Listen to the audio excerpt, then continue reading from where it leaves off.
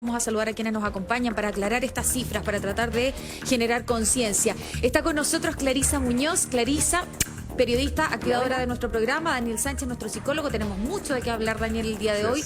Nuestro queridísimo doctor Juan Carlos Molina, gracias por estar una vez más en el Aquí Somos Todos. Teniente Daniel Medina, bienvenido una vez más. Gracias por ser parte del programa. Y nos acompaña, con quien vamos a comenzar el programa del día de hoy, es el médico infectólogo, el doctor Carlos Pérez, decano de la Facultad de Medicina y Ciencia de la Universidad San Sebastián.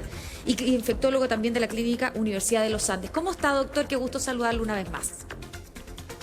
Buenas tardes, Ángeles, y buenas tardes a todo el panel. Gracias por estar con nosotros, doctor. A ver, en detalle, 5.348 pacientes aparecen como sintomáticos, 2.184 no muestran señal de la enfermedad, pero por segundo día consecutivo Chile supera su propia cifra. ¿Qué significa esto para un médico infectólogo que nos pudiese aclarar el panorama? Bueno, una situación gravísima, tal como ustedes la han descrito reiteradamente. Nunca antes, desde el inicio de la pandemia en Chile, habíamos tenido tantos nuevos casos diarios. Y eso está acompañado, ¿no es cierto?, de un alto número de personas que están hospitalizadas en unidad de paciente crítico y muchos de ellos conectados a ventilación mecánica. La cifra más alta de la historia de Chile, personas conectadas a ventilación mecánica por cualquier razón. Así que la situación es muy crítica, estamos al límite en la capacidad de atender especialmente a los pacientes más graves y por ello la importancia de todo lo que ustedes hacen, ¿no es cierto?, de comunicar el riesgo a las personas y de insistir en las medidas de autocuidado. Doctor, si nos pudiese explicar qué significa la positividad, porque se reporta que alcanzamos un 10,77% de positividad. La Araucanía, el 19% de positividad.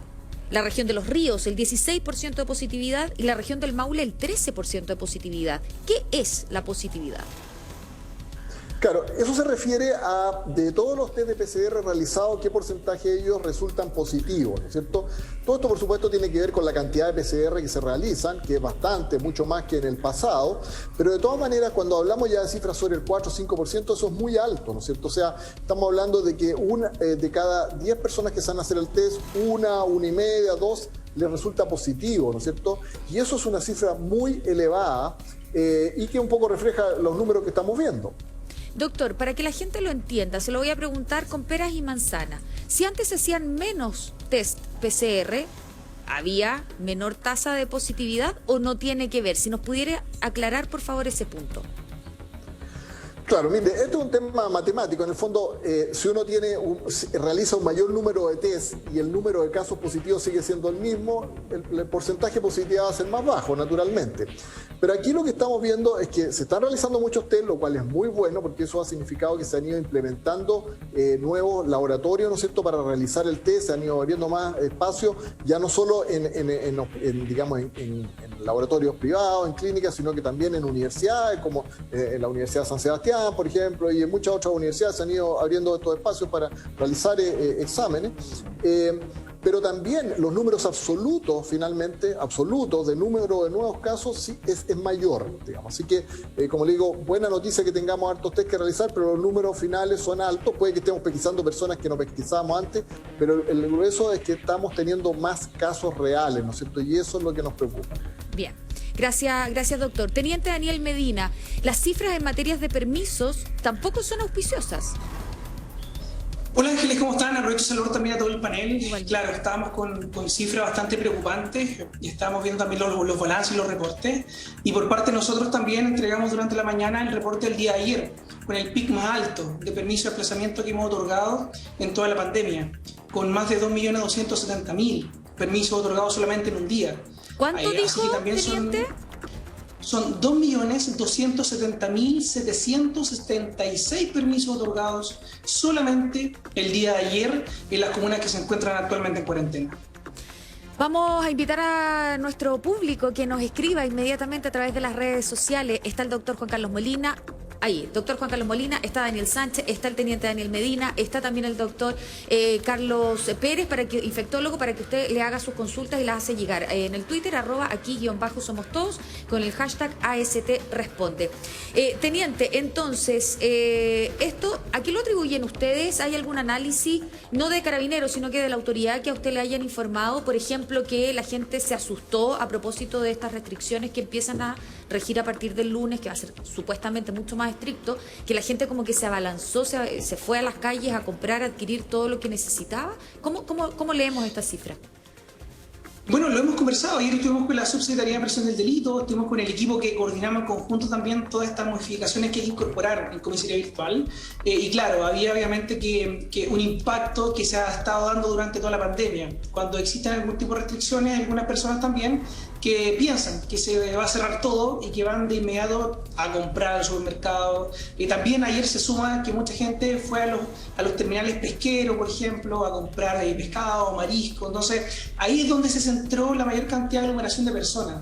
Y lo vimos también en cierto horario, estuvimos monitoreando todo el día cómo iban los permisos, y durante la mañana, entre las 12 del día y las 3 de la tarde, es donde tuvimos el pic más alto. Entonces, obviamente que se juntaron algunos reportes, se juntaron algunas situaciones particulares con el tema también de la gente que quería comprar mariscos, pescado, etcétera, y obviamente que eso generó que tuviésemos el pic más alto de permisos que se han otorgado. Estamos viendo la gráfica, teniente, en la pantalla, permisos temporales entregados por comisaría virtual durante las últimas 24 horas. Desplazamiento general que usted hacía mención, 2.215.807. Traslado para vacaciones, 0 porque ya no rige. Retorno a residencia habitual, 9.886. Eso es, ese punto en particular, teniente, ¿es habitual durante los fines de semana largos durante este último año? Se ha mantenido. Hay mucha gente que viene retornando porque hizo sus vacaciones y ya el permiso de vacaciones no le permite retornar con ese permiso. Y están haciendo uso del permiso de retorno al lugar de residencia. Son números que se han mantenido durante por lo menos este año, básicamente, pero obviamente que el permiso que tiene mayor impacto es el permiso de desplazamiento general, que se llega cerca del 98% de la demanda. Y ese es el permiso que también va a tener restricciones a partir de la próxima semana. Ya. Muy cortito, Daniel. ¿Cómo explicamos psicológicamente que nos dicen vamos a tomar una medida más restrictiva y la gente rompe récord en permisos de desplazamiento? ¿Hay algo psicológico ahí? Sí, hay muchos estudios que se han hecho respecto a los llamados a los acaparadores, que son personas que ante una dificultad, una incertidumbre como esta, van en busca de todos aquellos recursos que necesitan para mantenerse el tiempo que van a estar encerrados con la mayor seguridad posible. Se llenan los supermercados, se llenan las farmacias. Hubo un estudio que se hizo sobre el papel higiénico, que se compraron miles y miles y miles, porque la personas sienten que de alguna otra manera estas personas, los acaparadores o los paranoicos, sienten que cuando tienen estas cuestiones en su hogar o en su dominio, tienen el control de la situación. Es lo que está pasando acá en el video, Ángeles. Las personas sienten que mientras más pescado compren, más tranquilos van a estar, ¿sí? Pero sobre todo porque no sabemos cuánto va a durar esta situación. Esperamos que sea lo más breve posible, pero todo depende del comportamiento que tengamos todos. Están estos paranoides o estas personas acaparadoras, son las que tenemos que empezar a dialogar con ellas y con ellos y hacernos entender que los bienes y los servicios son para todos. Oye, Daniel, perdona, Ángeles, ¿y hay algún factor religioso también? Hay gente que a lo mejor cree que Dios los va a querer más si es que van hoy día al terminal pesquero, hacen esa fila de 2 horas y terminan comprando pescado. Claro, yo no sé si pensarán que Dios los quiere más, pero entiendo también que hay personas que puedan sentir, sobre todo los que profesan cierta religión, que puedan sentir que como nos han privado de todo, no pueden privarnos de esta tradición que para nuestra familia y para nosotros es importante, y no estamos dispuestos a ofrendar esto, no estamos dispuestos a renunciar, como hemos renunciado al trabajo, al tiempo, a los desplazamientos, a tal, no voy a renunciar a mi conexión espiritual y estoy dispuesto a hacer lo que sea. Bien.